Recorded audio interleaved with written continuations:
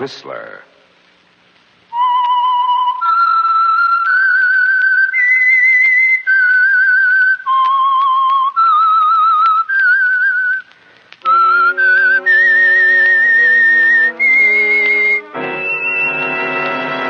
I am the Whistler, and I know many things, for I walk by night. I know many strange tales hidden in the hearts of men and women who have stepped into the shadows. Yes, I know the nameless terrors of which they dare not speak.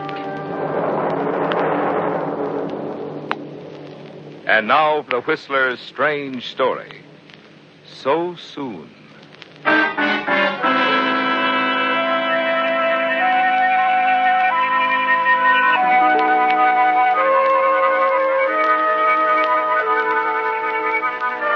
Ted Gray had music in his heart. He heard a melody in the rustle of every leaf, saw a song in the bend of every river. A few years ago, Ted teamed up with lyric writer Al Wilson. And now Ted Gray and Al Wilson formed one of the most successful songwriting combinations in the profession.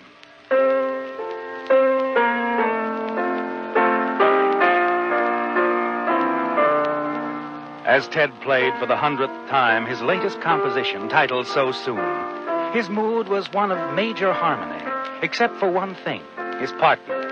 For months, his dislike for Al Wilson had been growing.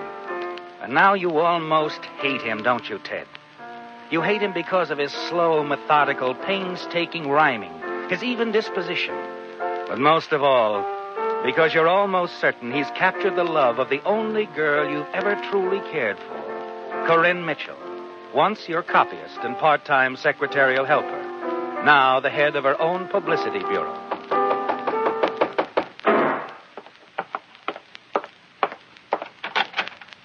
Hi, Ted. Sorry I'm late. You're always late. Did you finish the lyrics? Yeah, all but a couple of lines. Well, you've been playing around with them for 3 weeks. I know, but you knocked out a great tune this time, kid, and I want to be sure the lyrics are just as good as the tune.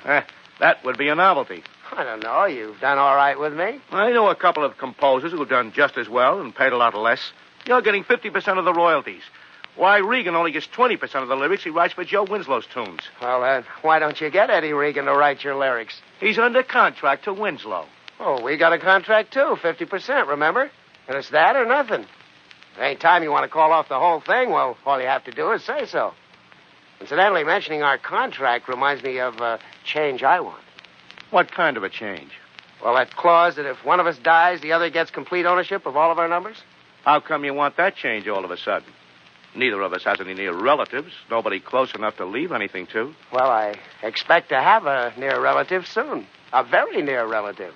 A wife. Who's the lucky girl? Corinne. Corinne? Yeah, Corinne. You're engaged? Well, not yet, but I'm going to ask her as soon as I see her. And you think she'll say yes? I think so. Oh, you slay me, Al. What's so funny? Well, I got news for you. Corinne's going to marry me. Funny she didn't say anything to me about that last night. Oh, not so funny. I asked her not to say anything until we got So Soon rolling. Well, I'll believe that when she tells me. She'll tell you, Al. She'll have a chance when she gets back from that publicity trip to Seattle. Well, that's all right with me. Meantime, how about finishing those lyrics? With Corinne out of town, there's nothing to distract you. And Marcia Wallace promised she'd sing it at her opening at the Club Rio a week from Saturday night, if we finish it. All right, Ted. I'll try to finish it. Well, I wish you would. Once we get the song going, we can go into that contract thing. It'll only be a week or 10 days. By that time, Corinne ought to be back, too. That I'm not forgetting. Okay. It's a deal. Good. I'll drop by your place in a couple of days. By then, you ought to have the lyrics finished. Okay? Right.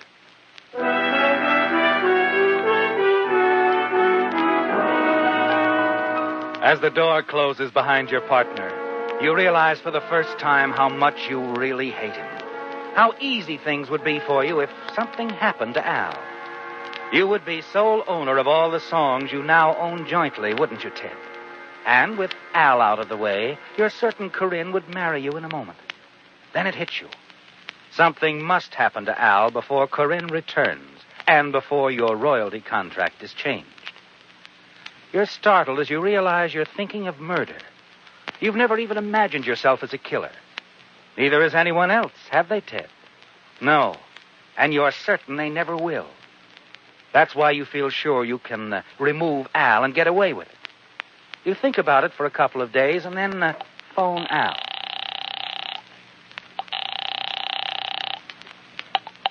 Hello? Hello, Al. Ted.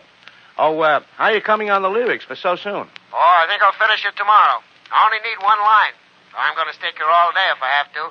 I won't even answer the phone. Good idea. Now, let's see. Tomorrow's Friday. I'll take it out to Lou late in the afternoon. He'll get the lead sheet out Saturday morning. That'll give Marcia time to learn it before her opening at the Club Rio. Plenty of time. I think I'll have it tomorrow, Ted. Well, hop to it, kid. Phone me when it's finished.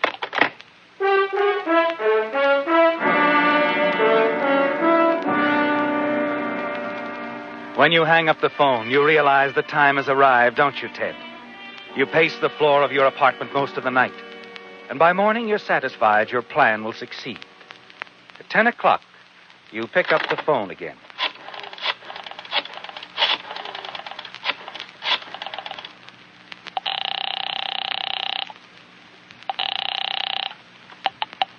Central Publishing. Hi, Gracie. Ted Gray. Hello, Ted. Is the boss in? Not yet. How about Frankie? Nobody here but me. They're both tied up until after lunch, about 3. 3 it is. I'll run by Al's place. Have lunch with him.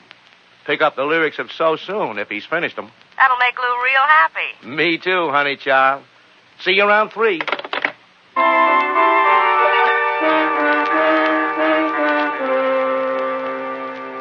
Because everyone believes you're the closest of friends, you're certain you can kill Al Wilson and get away with it, aren't you, Ted? You won't make the mistake most criminals make. Prepare a perfect alibi, make elaborate plans, and then trip yourself. No, your alibi will actually be imperfect. But you'll plan your day hour by hour. Your routine will be the average routine of a normal day. Yes, your every action will be the very opposite of anyone planning a crime. The simple audacity of your act will be your insurance of success. You'll simply kill your partner as close to 3 o'clock as you can. Go straight from his apartment to Central Publishing, where you'll wait your usual 20 minutes or more for Lou. When news of Al's death breaks, you will be as surprised and shocked as anyone. You finish dressing, eat a leisurely breakfast, read the paper, and then take step 1 in your plan. 3 hours before you plan to kill him, you drive over to the drugstore next door to Al's apartment building around lunchtime. Hi, Mr. Adams. Oh, hello, Ted. Just missed your partner. Al? Mm-hmm. I was on my way to Al. Hey, he said he had to work all afternoon on the lyrics to your new number. Well, then I guess I'll take him to lunch. Huh? Give him strength for the job. You better let me have a carton of cigarettes, too, Mr. Adams. Yeah, check.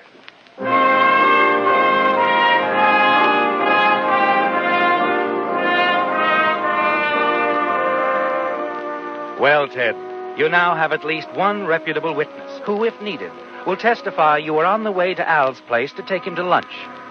You leave the drugstore, and just in case the druggist is watching, you enter Al's apartment building, then walk straight through the downstairs hallway to the rear entrance. You hurry down the alleyway to the boulevard where you've parked your car. Drive aimlessly for an hour or so, then return to your own apartment building, where you make certain another reputable witness will be able to testify that you were at home after your midday visit to Al. Come in. Oh, good afternoon, Mr. Gray. Oh, hello, Mrs. Carter. I was just wondering if you might have a larger apartment vacant. One with an extra bedroom. Well, I will have on the first of the month. Do you have some friends? No. Al and I thought we might get more work done if we lived in the same place. I just had lunch with Al. Oh, this will be perfect for you two bachelors. I can't show it to you right now. But That's all right. It's all right. I want Al to see it anyway. Besides, I've got a little copying to do. Then I've got to get out to Central Publishing. I just wanted to make sure you had one. We'll take a look at it Sunday.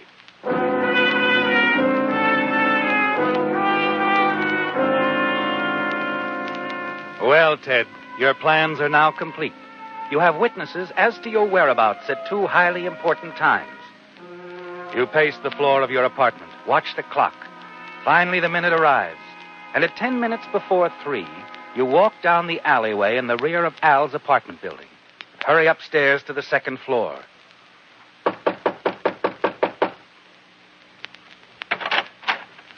Oh, hello, Ted. Come on in. Well, how are you coming on that line? I got it. Well, let's hear it. Why must I end my dreams so soon? Like it? Why must I end my dreams so soon? Huh? It's okay.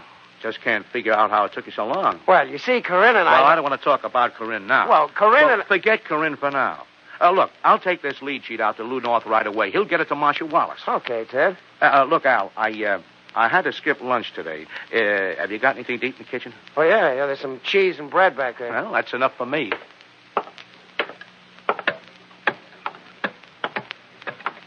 But it isn't food you're after, is it, Ted? No, you know exactly what you're looking for. And you find it in a drawer of Al's kitchen cabinet, the bread knife. Then you return to the living room. Find anything? I found what I was looking for, Al. What do you mean? Well, what's the matter with you? Wait a minute. Listen to me. Ted!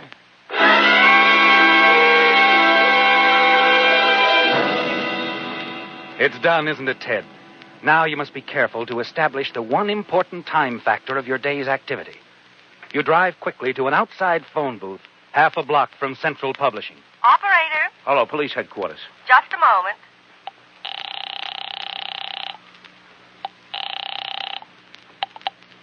Police headquarters, Sergeant Quinn speaking. Hello. There's a dead man in apartment 203 in the Cheswell Apartments on Los Palmas. Who is this? Who's talking? That's something you'll never know, Sergeant.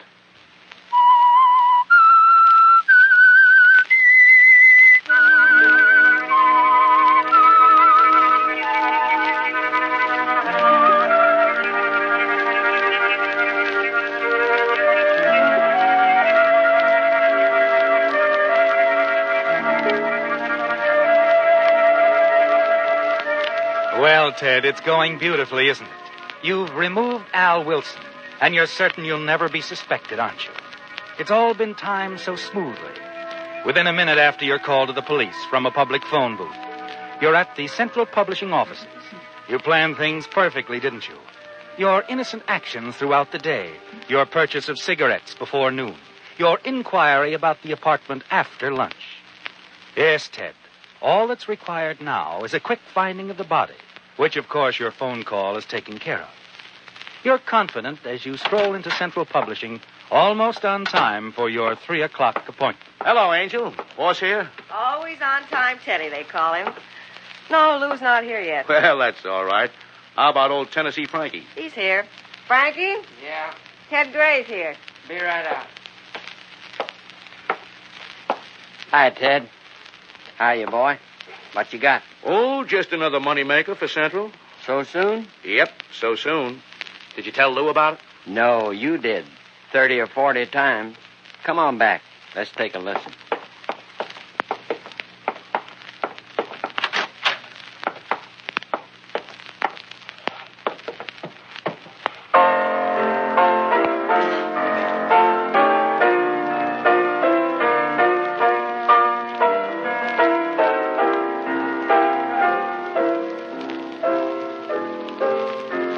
Sounds like it might go.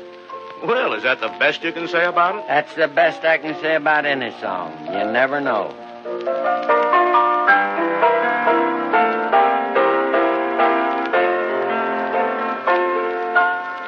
Well, look, how about getting a lead sheet on it right away, will you, Frankie? Sure. You know, I put on that line Al was having so much trouble with myself. I saw him just before lunch. He was still having trouble, so I knocked it out myself. Why must I end my dreams so soon? You like it? Sounds all right. Well, I'm glad you like it. I'll pick up the lead sheets tomorrow, Okay. You want it on the phone, Ted. Okay, why all the excitement? It's the police department. Oh, okay, take it easy. I haven't robbed any banks. It's about Al. Al, what's the matter with him? I don't know. The officer found out you were Al's partner. He wanted to know if you were here. Maybe he's had an accident. Accident? Oh, no, not Al. He's too careful. Hello? Yes? Yes. What? Couldn't be. Murdered? Oh, no. No. No, I'll be right down. Al's dead. Al? Yeah. But how? How? The cops say he was murdered.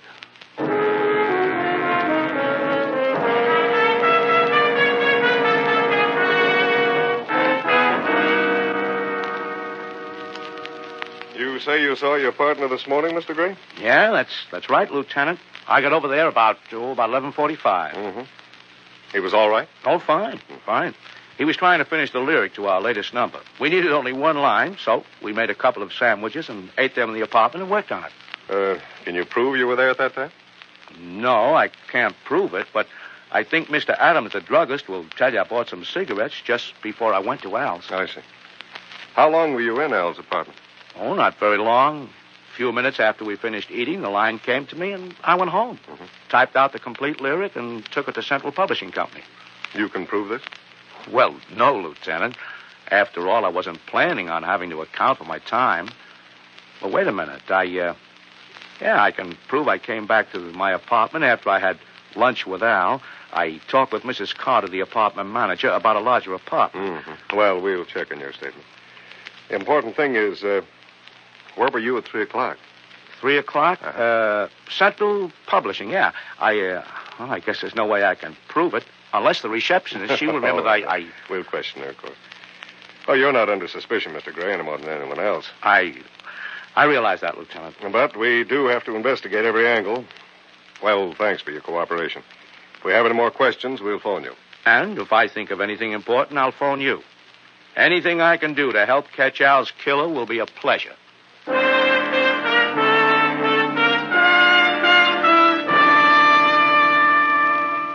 You return to your apartment, certain you're beyond the slightest suspicion.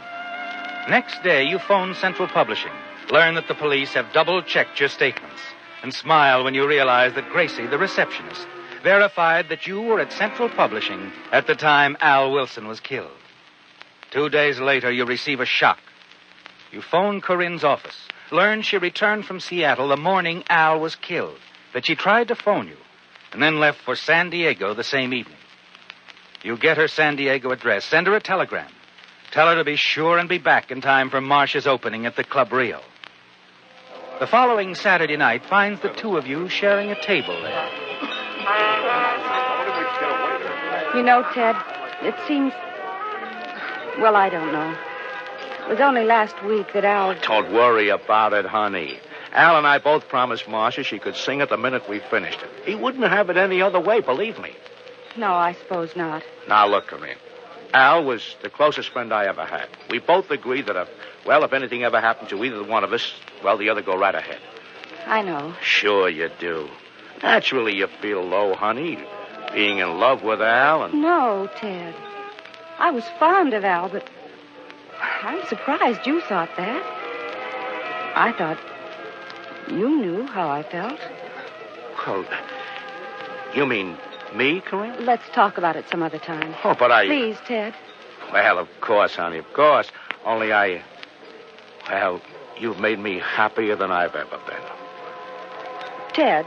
Yeah? When did you tell me you finished that lyric? Why, just after lunch, the day I was killed. The line just came to me. Why must I end my dreams so soon? Look, here's the original typewritten copy. I got it back from the publisher a couple of days ago. He sent Marshall a lead sheet. Ted, Huh? Listen to me a minute. Now, look, honey, we'll talk later. You're all excited. Now, so am I. And look, you stay here. Catch things from out front. I'm going backstage to see Marshall for a minute. Well, do you mind?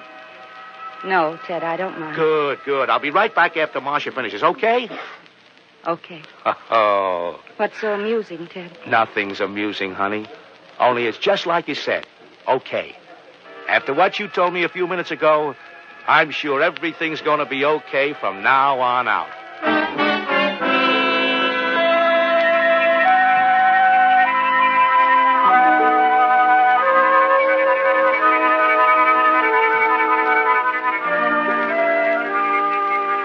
Well, Ted, you're certain you've won, aren't you?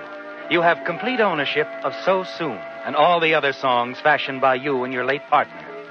And you learned just a few moments ago that lovely Corinne Mitchell, the one woman you've ever really loved, feels the same way about you. Standing in the wings of the semi-dark stage, your pulse quickens as the spotlight reaches Marcia Wallace, and the orchestra goes into the introductory bars of So Soon.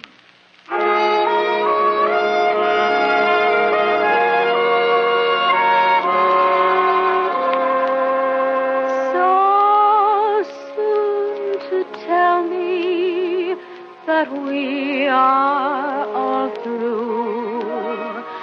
So soon to say that you found someone new. So soon to leave me so lonely and blue. Why must I end my dream so soon? It was just yesterday.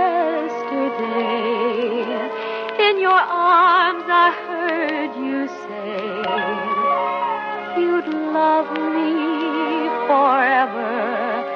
Your forever meant a day. Others are waiting to sing me love's tune, but I can't forget our love so soon. I can't forget our love so soon.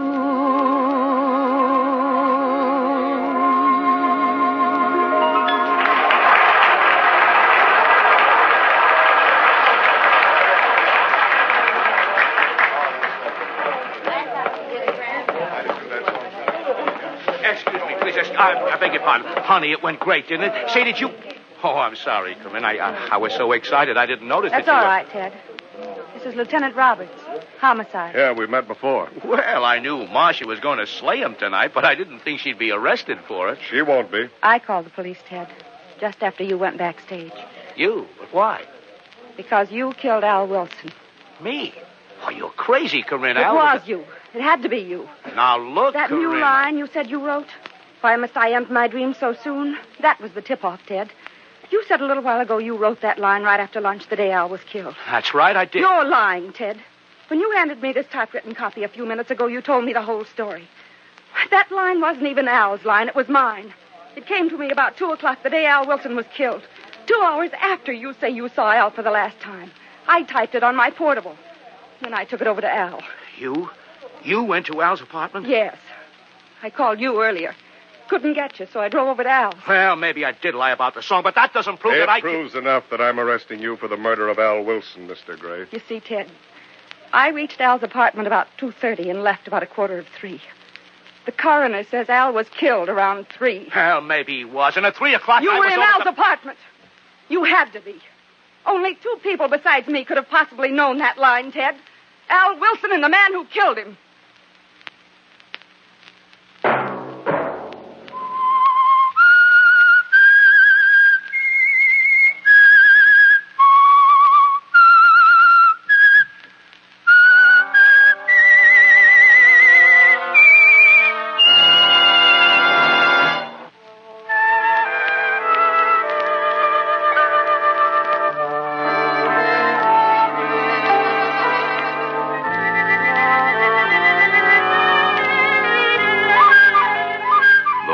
Whose strange story you have just heard, will be back next week with another tale from his never-ending file.